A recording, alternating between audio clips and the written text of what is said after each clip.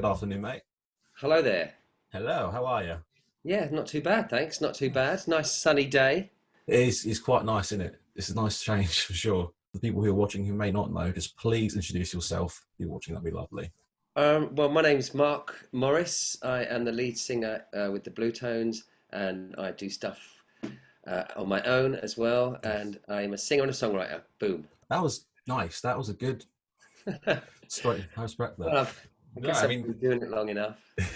I mean, you've mentioned that there. You both do with Blue Tones and with the solo stuff. You performed at other venues numerous times with like hmm Juicebox. You played at the Horn, I think, last October. I believe I might be wrong in that. I'm not sure. Was it We played October? we played the Horn twice last year. Oh, really? Yeah, Just we one time. both times were kind of warm ups for festivals, Yeah.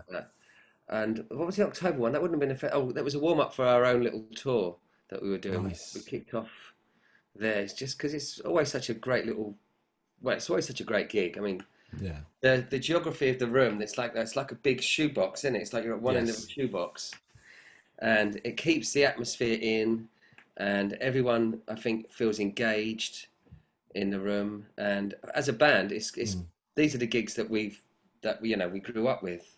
Yeah. All crammed onto a stage that's not quite big enough for us to move around and have our gear out. Yeah.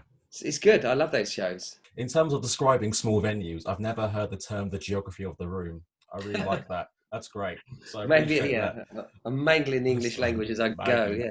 No. And I mean, like, you were supposed to play larger shows this year, but that's right now, actually. You were supposed to be on a tour celebrating the 25th anniversary of Those hmm Expecting to Fly. hmm And obviously, like, past the generic questions about asking, oh, how do you feel about it? Is it exciting to go back out there? Like, I really want to ask, because I think when talking to singer-songwriters, records especially, they're more so timestamps of the person that they were at that time, where they were, like the geography of their life, the people around them. I'm wondering, revisiting those songs now, whether that be just listening to it casually or performing them again 25 years on, do you feel like you're still connected to it? Like when hmm you listen to it, is it like, oh, it's an old friend, or is it just like a stranger to you now? I'm curious, just from That's a like a right point of view. that's a good question. I Thank you. think to sort of I think your relationship with what one's relationship with the songs changes over the years. Yeah. I mean, if we'd have been asked to do this sort of thing 5 years after the release of the album, we would have rejected the idea. It would have Yeah. felt too close. It would have felt too soon, and it would have felt like, no, we're moving forward. We're not looking back. We were at that stage where we're thinking about the next record, not one we've already done. Yeah. When as your sort of career or our career has transformed, and we've become less creative as a group in the last 10 years. I mean, we've started to make some music again for the first time Oh, in a okay. decade. But then I think you develop an appreciation for your Yeah. catalogue, and for example, early this year, during the quiet period, Yeah. Yeah. there was a listening party for the album, and it was the first time I'd listened to it for a little while from top Yeah. to bottom, and I was taken by how good it is, and how sort of Nice. accomplished it is for something that we did when we were all so young.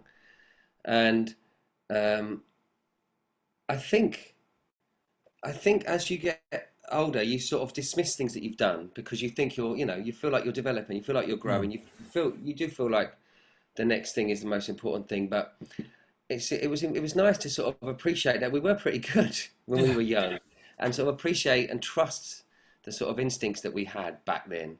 So now, when we come to do the songs, it'll be doing them justice, but to the Yeah. listener, because after 25 years, they're not really our songs anymore. They belong to the Mm. audience, and so it's our duty to give them the album as best we can, and that presents a different sort of challenge for us at this point, Yeah.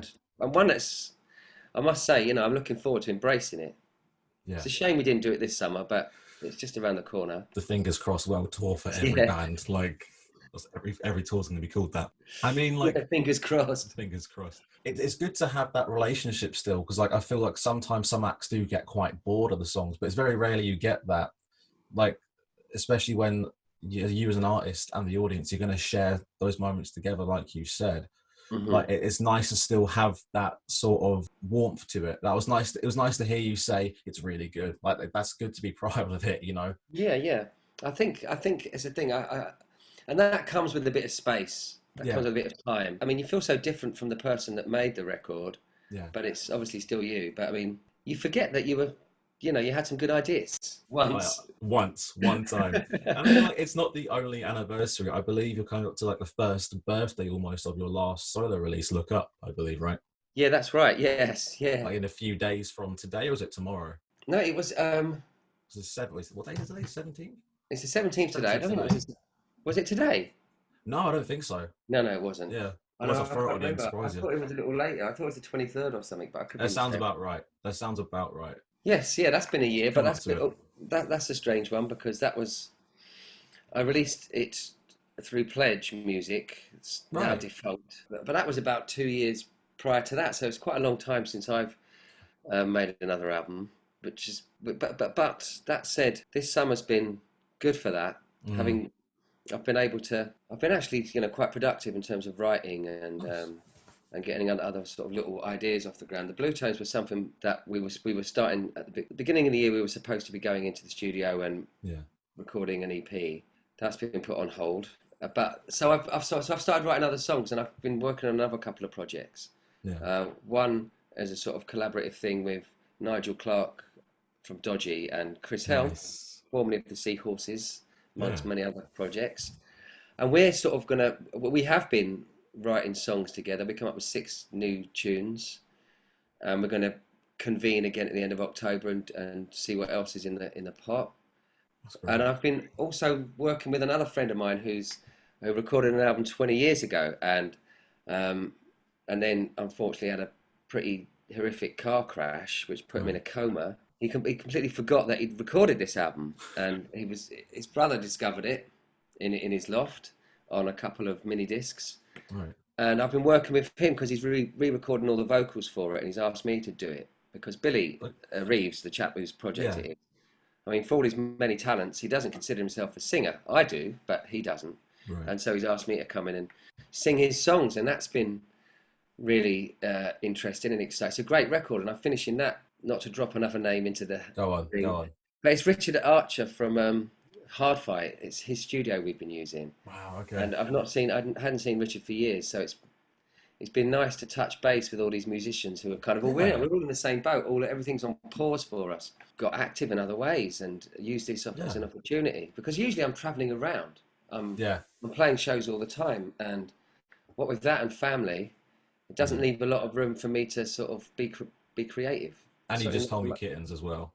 and I've just got kittens, Yeah. so I've just thrown another one into the into the another problem onto the shelf.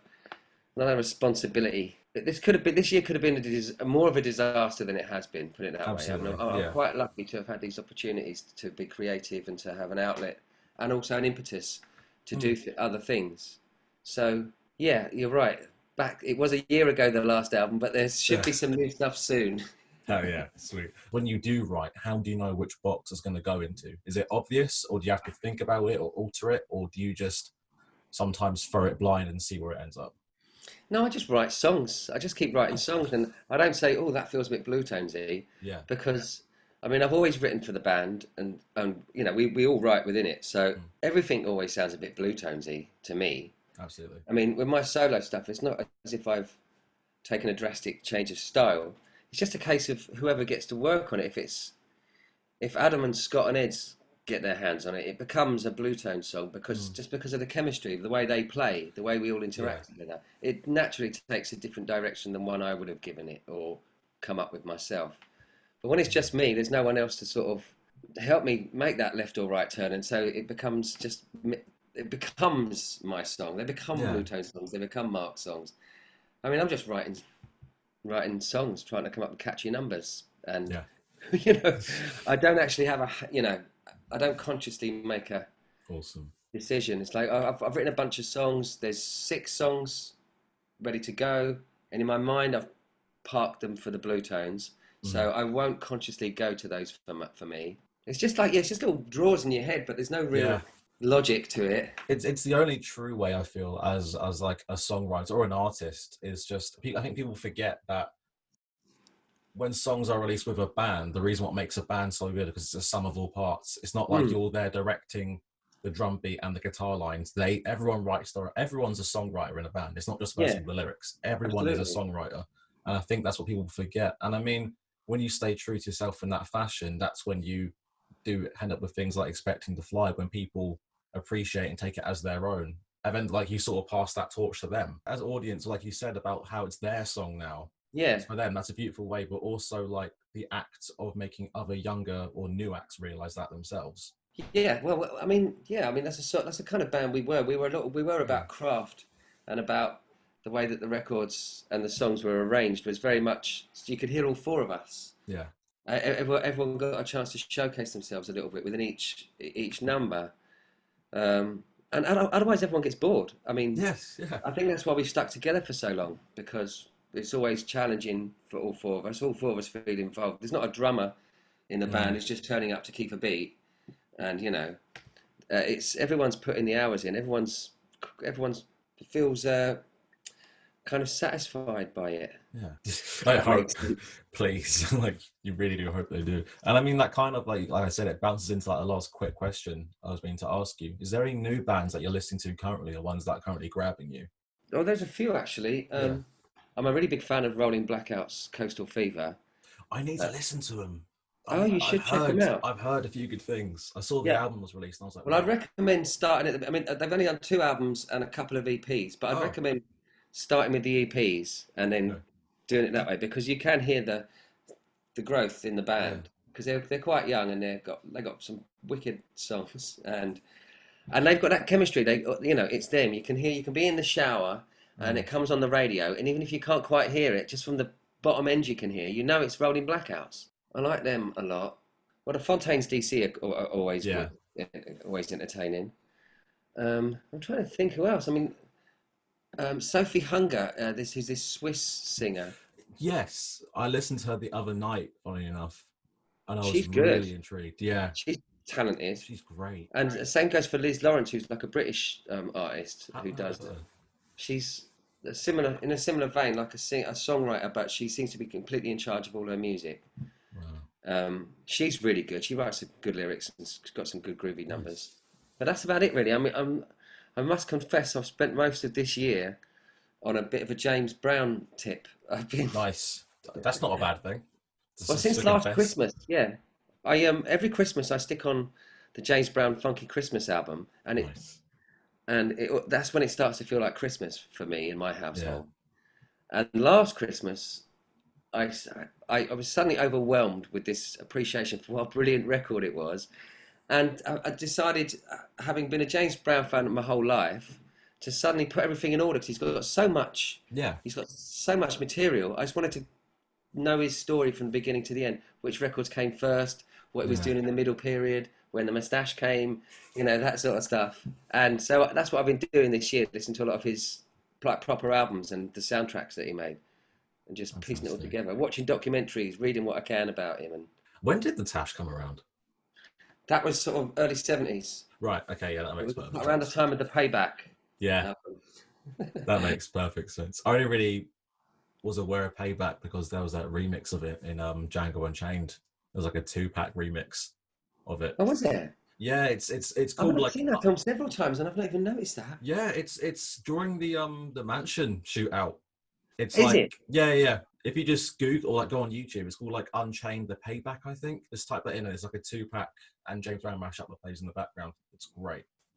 God, I'm It's like, fantastic. how did I miss that? I don't I know. watched that again recently. Yeah, it's called something like Unchained slash the Payback, and it's just a Right, okay. beautiful, like an official mashup just made for the film, I think, for that fight Oh, right, scene. okay. Yeah, Oh, man, that's even worse. I should have known that. I could be wrong in that. It may have been a song before, but yeah, check that out. That's my recommendation to you. Back to you. Awesome. Well, Right. thank you very much. That's all right. Don't worry about it. Thank you very much for stepping on as well. I do appreciate that. It's all right. Right. No, cheers. I actually like. I'm a fan of you guys. I got into you guys through Scott Pilgrim when they used Sleazy Bed Track. When I first had it, and I was 10. Like, that's a good song. And I just dug into more of the stuff. So yeah. Oh, thanks very much. The second time someone's told me that this year, and it's like, oh, right, okay, so it was worth agreeing to it. Yes, totally. Thanks, I'll try thanks not very to be. much. No, thank you, man. So I will set you free now and take care and have a good day. Yeah, nice talking to you, Mika. Thanks a lot for Yeah. your time. Cheers, mate. Don't worry about it. Take care.